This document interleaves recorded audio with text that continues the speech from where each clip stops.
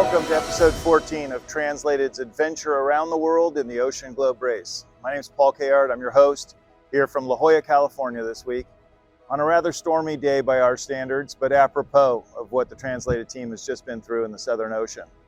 They've done a fantastic job so far, leading in every category. They've hung south where the winds are stronger and the distance is shorter. Let's take a look at the tracker and see how the different strategies played out and left Translated in such a strong position at this point.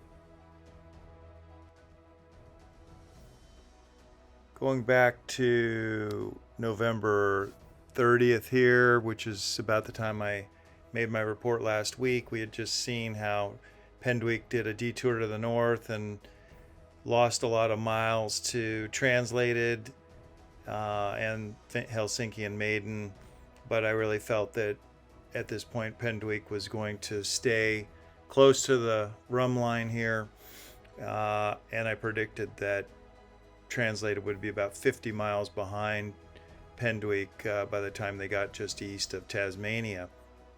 But what happened was quite surprising, really, in that Pendwick decided to take another detour up into the north and really much further this time, and actually went between Tasmania and the mainland, and really coughed up a lot of miles doing so.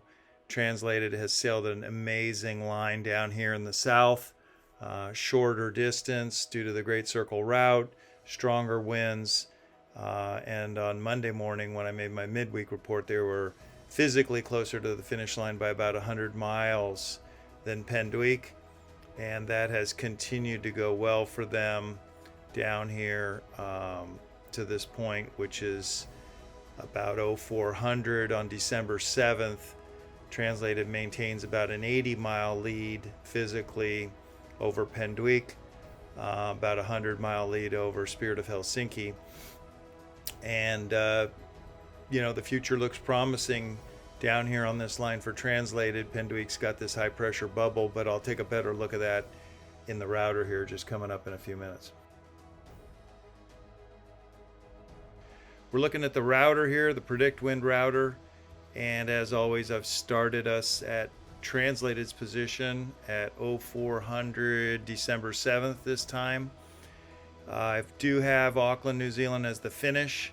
It's kind of fun to see this perspective now, right? I mean, they've sailed 7,000 miles, and now we've got the whole country of New Zealand very much in the frame. I've got a waypoint here on the North Cape of New Zealand, which they have to go around, so we'll be routing to that. Pendwick's up here, Maiden's here, and this is Spirit of Helsinki. And let's just run this forward a little bit. We've got Thursday the 7th, and what we see here, this is Friday morning, 7 a.m. UTC. There's a high pressure bubble just in front of Translated, and it may slow them down a bit because obviously there's less wind right here.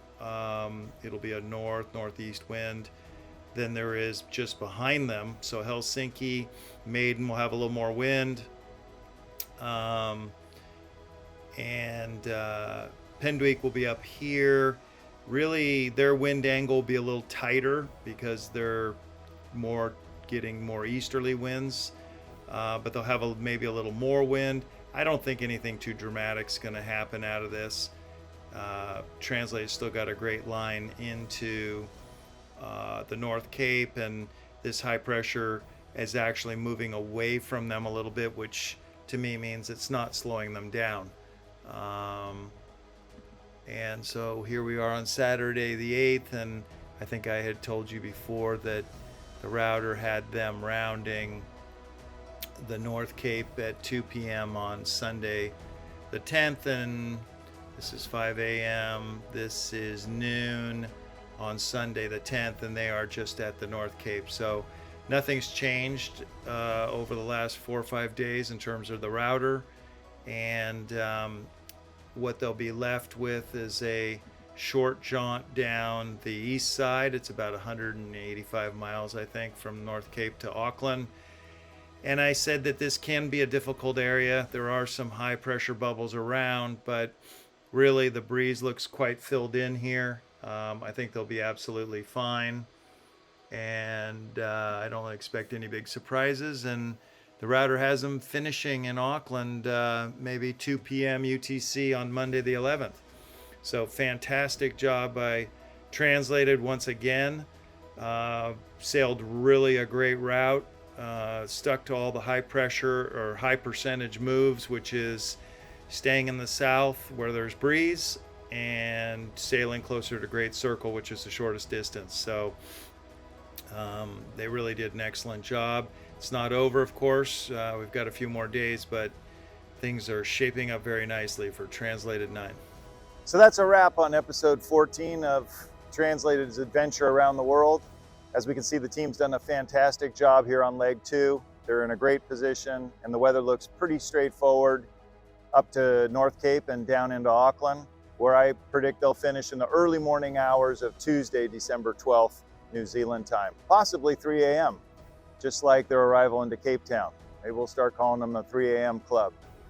But anyway, I'm sure they're going to be elated to get ashore. You know, sailing in the Southern Ocean is what round the world sailing is all about. And they're going to be super happy to be reunited with their families and loved ones and celebrate.